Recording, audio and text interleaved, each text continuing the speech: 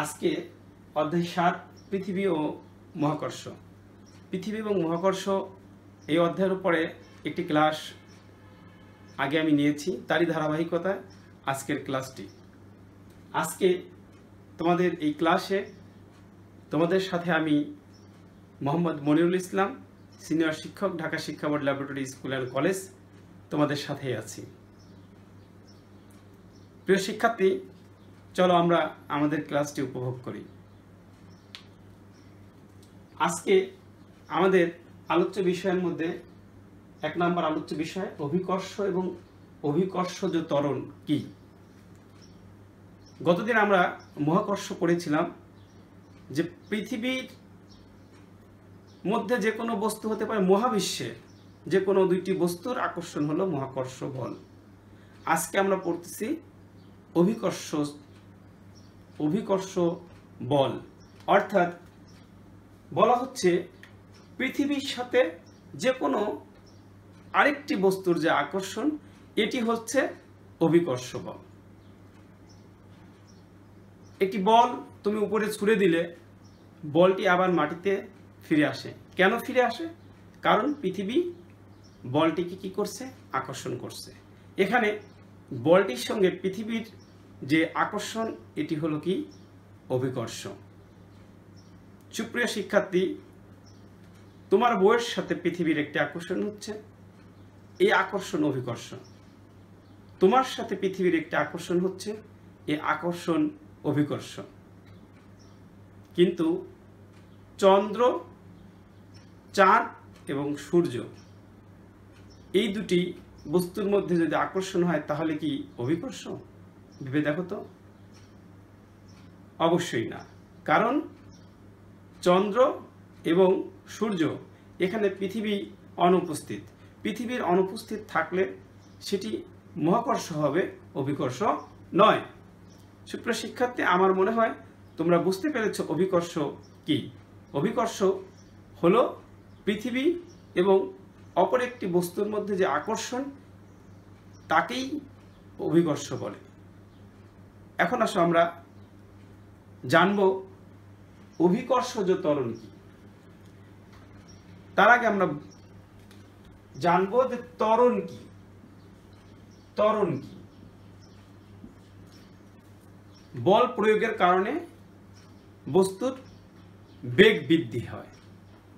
বল প্রয়োগের কারণে বস্তুর বেগ বৃদ্ধি হয়। আমরা একটা উদাহরণ দিয়ে বলতে পারি এরকম, যে তুমি ৫ তলার ছাদ থেকে একটি বল ছেড়ে দিয়েছ। তো ছেড়ে দেওয়ার কারণে ভূপৃষ্ঠে বলটি কি করতেছে? তার বেগ বৃদ্ধি পাচ্ছে। ৫ তলায় যখন ছাড়ছিল তখন তার বেগটা যেমন ছিল, সেটা সেকেন্ড ফ্লোর এর বা ফার্স্ট ফ্লোরের দিকে যখন আসবে তখন তার বেগটি কি ছিল? অনেক বেশি ছিল। তার মানে বেগের বৃদ্ধি হচ্ছিল, বেগের পরিবর্তন হচ্ছিল। এই বেগ বৃদ্ধির হার, অর্থাৎ প্রতি সেকেন্ডে কি পরিমাণ বেগ বৃদ্ধি পাচ্ছে, তাকেই বলা হচ্ছে ত্বরণ। বল প্রয়োগের কারণে প্রতি সেকেন্ডে বেগ বৃদ্ধিকেই বলা হচ্ছে ত্বরণ। অথবা আমরা বলতে পারি যে বেগ বৃদ্ধির হারকে ত্বরণ বলে। অভিকর্ষজ ত্বরণ কি? অর্থাৎ পৃথিবী তার ভূপৃষ্ঠে যে কোনো বস্তুকেই কি করে? আকর্ষণ করে। এই যে পৃথিবীর যে আকর্ষণ বল, পৃথিবীর আকর্ষণ বলের কারণে বেগ বৃদ্ধি হয়। পৃথিবীর আকর্ষণ বলের কারণে যে বেগ বৃদ্ধি হয়, এইটাকে বলা হচ্ছে অভিকর্ষজ ত্বরণ। অর্থাৎ আবার আমরা বলতে পারি যে অভিকর্ষ বলের প্রভাবে ভূপৃষ্ঠে মুক্তভাবে পড়ন্ত বস্তুর বেগ বৃদ্ধির হারকে কি বলে? অভিকর্ষজ ত্বরণ বলে।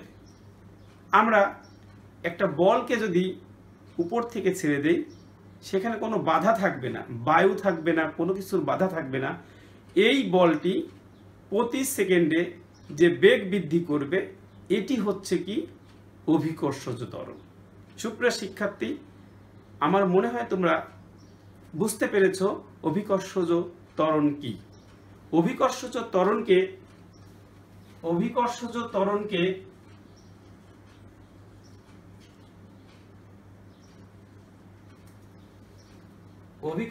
ত্বরণকে জি দ্বারা প্রকাশ করা হয়, জি ছোট হাতের জি দ্বারা প্রকাশ করা হয়। এবং অভিকর্ষজ ত্বরণের একক হলো metre per second square, metre per second square. প্রিয় শিক্ষার্থী, এখন আমরা জানব যে জি এর মান, এই জি এর মান বস্তু নিরপেক্ষ হলেও স্থান নিরপেক্ষ নয়। অর্থাৎ বলা হচ্ছে জি এর মান বস্তুর উপর নির্ভর নয়, অর্থাৎ বস্তু নিরপেক্ষ। বস্তুর ভর বেশি হোক কম হোক তাতে জি এর মান অপরিবর্তিত, কিন্তু স্থান অর্থাৎ পৃথিবীর বিভিন্ন স্থানে জি এর মান কি পরিবর্তিত, অর্থাৎ নিরপেক্ষ নয়, একই নয়। এই বিষয়টি আমরা প্রমাণ করব, দেখব। তাহলে তোমরা খুব সহজেই জি এর মান নিয়ে তোমাদের কনফিউজ দূর হবে। দেখো, আমি তোমাদেরকে দেখাবো যে জি এর মান বস্তু নিরপেক্ষ কিন্তু স্থান নিরপেক্ষ নয়। আমরা গতদিন মহাকর্ষের সূত্র অনুসারে পড়েছিলাম যে এফ আকর্ষণ বল, এফ সমান জি বড় হাতের জি বড় হাতের এম বাই ডি স্কয়ার।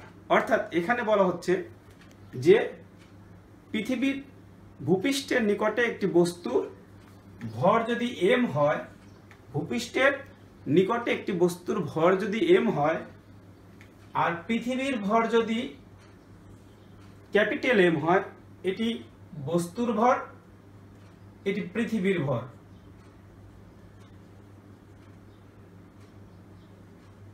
এটি বস্তুর ভর এবং এই দুটির দূরত্ব, এই দুটির মধ্যে দূরত্ব যদি ডি হয় এবং তাদের আকর্ষণ বল যদি এফ হয়, তাহলে মহাকর্ষের সূত্র অনুসারে আকর্ষণ বল এফ ইকুয়াল টু বড় হাতের জি বড় হাতের এম বাই ডি স্কয়ার। অন্যদিকে বলের পরিমাপ থেকে, বল পরিমাপের থেকে আমরা বলতে পারি যে আকর্ষণ বল F equal to M G. দুটি ক্ষেত্রেই দুটি সমীকরণেই দেখো এফ সমান এটি দেওয়া আছে, এখানেও আকর্ষণ বল এফ সমান এম জি দেওয়া আছে। যেহেতু এফ সমান এটা, এফ সমান এটা, তো আমরা বাম পক্ষের এফ কে বাদ দিয়ে ডান পক্ষের দুটিকে আমরা কি করতে পারি, সমান ধরতে পারি। সুতরাং আমরা বলতে পারি যে M G equal to G M ছোট হাতের এম ডি স্কয়ার। দেখো প্রিয় শিক্ষার্থী, সমীকরণের ডান এবং বাম উভয় পাশেই বস্তুর ভর এম আছে। এটিকে যদি আমরা অনুপস্থিত করে দেই, সুতরাং দাঁড়াবে হচ্ছে G equal to capital G capital M divided D square. এখানে লক্ষণীয় দেখো, এই জি এবং পৃথিবীর ভর এই দুইটি মানই ধ্রুবক। ধ্রুবক মানে এটি নির্দিষ্ট, এই মান দুটির কোনো পরিবর্তন হয় না। সুতরাং আমরা বলতে পারি জি এর মানটি বড় হাতের জি অর্থাৎ মহাকর্ষীয় ধ্রুবক, সার্বজনীন মহাকর্ষীয় ধ্রুবক এবং পৃথিবীর ভরের উপর নির্ভরশীল নয়। অর্থাৎ এই দুটি উপরে জি এর মান নির্ভর নয়। তাহলে জি এর মানটা নির্ভর করতেছে কার উপরে, ডি এর উপরে, অর্থাৎ দূরত্বের উপরে। ভূপৃষ্ঠ থেকে বস্তুর বিভিন্ন পৃথিবীর কেন্দ্র থেকে দূরত্বের উপরে, যে কোনো দূরত্ব অর্থাৎ কাছে দূরে, তার উপরে নির্ভর করতেছে কার, জি এর মান। পৃথিবীর কেন্দ্র থেকে ভূপৃষ্ঠের থেকে কেন্দ্র এই যে দূরত্ব বেশি কমের কারণে কি হচ্ছে, জি এর মানটা পরিবর্তিত হচ্ছে। সুতরাং আমরা বলতে পারি যে জি এর মান দূরত্বের সাথে কি সম্পর্কিত, অর্থাৎ দূরত্ব যদি বেশি হয় জি এর মান কম হবে, দূরত্ব কম হলে জি এর মান কি হবে, বেশি হবে, অর্থাৎ ব্যস্ত অনুপাত, একটি বাড়লে অপরটি কমবে। ডি এর মান যদি বাড়ে জি এর মান কমবে, ডি এর মান যদি কমে জি এর মান বাড়বে। সুপ্রিয় শিক্ষার্থী বন্ধুরা, এখান থেকে আমরা বুঝতে পারলাম যে জি এর মান বস্তু নিরপেক্ষ হলেও, অর্থাৎ বস্তুর ভর 10 কেজি 5 কেজি 100 গ্রাম যাই হোক না কেন, তার জন্য জি এর মান নির্ভরশীল নয়। জি এর মান নির্ভর করে কার উপরে, স্থানের উপরে, অর্থাৎ পৃথিবীর কেন্দ্র থেকে দূরত্ব কম বা বেশির কারণে জি এর মান কি হয়, কম বেশি হয়। সুপ্রিয় শিক্ষার্থী, আমরা এই প্রমাণ থেকে বুঝতে পারলাম জি এর মান বস্তু নিরপেক্ষ হলেও স্থান নিরপেক্ষ নয়। এখন আমরা আরেকটি দেখব যে অভিকর্ষজ ত্বরণের পরিবর্তন, অর্থাৎ জি, এই জি এর ত্বরণের বিভিন্ন জায়গায়, পৃথিবীর বিভিন্ন জায়গায় এর মান বিভিন্ন রকম কেন। দেখো, আমরা জানি পৃথিবী সম্পূর্ণ গোলাকার নয়, পৃথিবীর দুইটা মেরু, পৃথিবীর কি দুইটা মেরু হালকা কি চ্যাপ্টা। আমরা এর আগে অনেক জায়গায় পড়েছি যে পৃথিবীর দুই মেরু, অর্থাৎ নর্থ এবং সাউথ, উত্তর এবং দক্ষিণ, এই দুই মেরু কিছুটা কি চ্যাপ্টা। তাহলে পৃথিবীর কেন্দ্র থেকে দেখো, পৃথিবীর কেন্দ্র থেকে এর দূরত্বটাও কি কম, আর এখানে দূরত্বটা বেশি। এটা মেরু অঞ্চল, এটাকে বলা হয় বিষুবীয় অঞ্চল। এটা হলো বিষুবীয় অঞ্চল, এটা হলো মেরু অঞ্চল। আমরা যদি পৃথিবীর কেন্দ্র থেকে এই বিষুবীয় অঞ্চল বা মেরু অঞ্চলে এই দূরত্বটাকে আমরা 8 ধরি, অর্থাৎ দূরত্বটাকে আমরা 8 ধরলাম, তাহলে আমরা যেটা পেয়েছিলাম যে জি সমান G M by D square.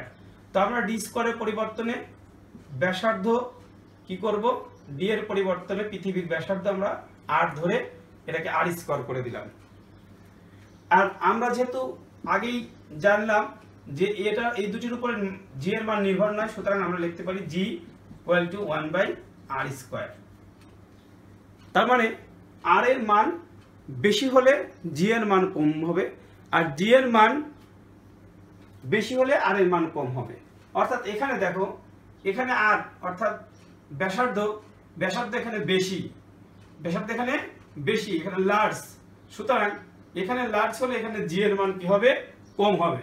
তাই এখানে এই অঞ্চলে জি এর মান হচ্ছে 9.78 মিটার পার সেকেন্ড স্কোয়ার।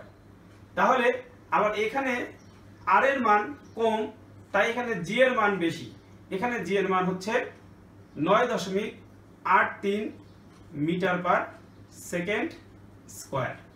অর্থাৎ কেন্দ্র থেকে যখন আর এর মান, অর্থাৎ পৃথিবীর ব্যাসার্ধ যখন কম তখন জি এর মান বেশি, যখন ব্যাসার্ধ বেশি তখন জি এর মান কম।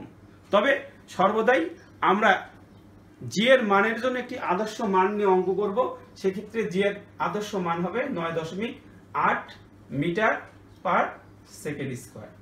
সুপ্রিয় শিক্ষার্থী বন্ধুরা, তোমাদের কাছে একটি বাড়ির কাজ আজকে দিব আমি, যে যদি তুমি 5 তলার একটি ছাদ থেকে একটি টেনিস বল এবং একটি কাঠের বলকে তুমি যদি নিচে ফেলাও, তাহলে কোন বস্তুটি, কাঠের বল না টেনিস বলটি আগে মাটিতে পৌঁছাবে, এবং কোনটি আগে পৌঁছাবে তার সপক্ষে তুমি যুক্তি উপস্থাপন করে কাজটি সম্পন্ন করবে। সুপ্রিয় শিক্ষার্থী, তোমাদেরকে আজকের ক্লাস এ থাকার জন্য সবাইকে আবার ধন্যবাদ। আসসালামু আলাইকুম।